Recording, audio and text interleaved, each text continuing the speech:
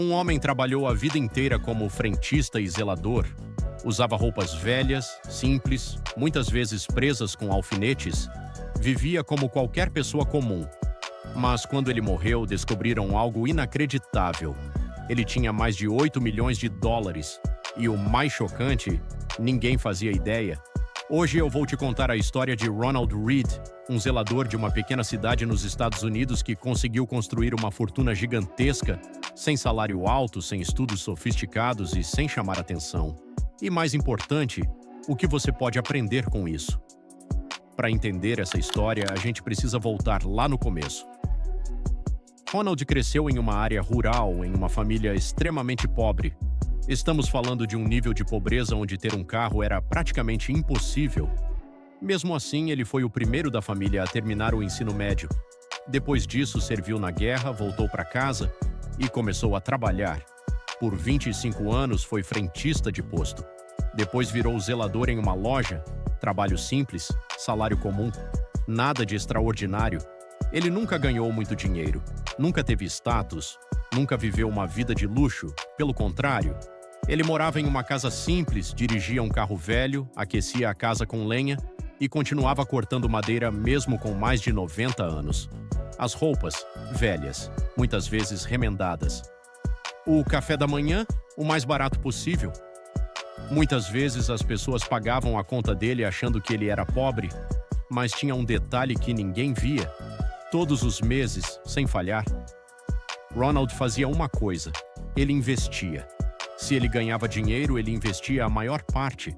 Existe até um relato de que, se ele ganhasse 50 dólares, investia 40, ou seja, cerca de 80% do que ele ganhava ia direto para o mercado. Enquanto todo mundo via um senhor simples, ele estava construindo uma máquina de riqueza em silêncio. E o mais interessante, a forma como ele investia era extremamente simples. Ele não fazia trade, não tentava prever o mercado, não comprava a ação da moda. Ele investia em empresas sólidas, conhecidas, que pagavam dividendos, empresas como Procter & Gamble, Johnson & Johnson, bancos, indústrias, negócios reais, lucrativos, consistentes. Ele evitava qualquer coisa que não entendia. Nada de apostas, nada de hype. Ele basicamente montou o que hoje seria equivalente a um ETF próprio, com dezenas de empresas diferentes. No total, ele chegou a ter cerca de 95 ações na carteira. Isso dava uma diversificação enorme. E sabe o mais impressionante? Nem crises assustavam ele. Durante a crise de 2008, por exemplo, ele tinha ações que quebraram, mas como a carteira era bem diversificada, isso quase não afetou o patrimônio dele. Então, ele fez o que sempre fez, continuou investindo, segurando e reinvestindo os dividendos, ano após ano, década após década. E é aqui que entra o verdadeiro segredo dessa história: o tempo. Ronald viveu até os 92 anos e investiu por cerca de 70 anos. 70 anos deixando o dinheiro trabalhar. Ele começou lá atrás, no pós-guerra, e simplesmente nunca parou. E isso fez toda a diferença. Porque os juros compostos só mostram seu verdadeiro poder ao longo de décadas. Enquanto muita gente tenta enriquecer rápido, ele enriqueceu devagar e venceu. Quando Ronald morreu em 2014, veio o choque. O zelador, o frentista, tinha mais de 8 milhões de dólares investidos. Mas a história não termina aí, porque o que ele fez com esse dinheiro é ainda mais impressionante. Ele doou cerca de 6 milhões de dólares para instituições da sua cidade, como biblioteca e hospital. Aquele senhor simples, que tomava café barato todos os dias, virou um dos maiores benfeitores da cidade. Ele construiu riqueza em silêncio e devolveu isso para o mundo. Agora vem a parte mais importante dessa história. Se o Ronald Read estivesse começando hoje, será que ele faria exatamente a mesma coisa? Provavelmente não.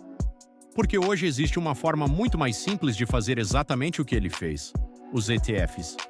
De forma bem direta, o que ele fez foi montar manualmente uma carteira com quase 100 empresas diferentes.